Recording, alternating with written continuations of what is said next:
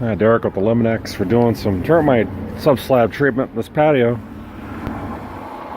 It's New Year's Eve, 35 degrees out. I think it's 45 degrees out, but it's in the 30s. But tomorrow is going to be 59 degrees. That's amazing. I'm going to work tomorrow. We're doing about, I think on the label rate, 2 gallons per 5 linear feet. So that's how we time it out. I have it calibrated so I know how much volume is going into the ground, and it's not popping back up, so that's good. It's going in. I'm going to do it around the perimeter of the house and then in the garage. We drilled out the garage just like we drilled here.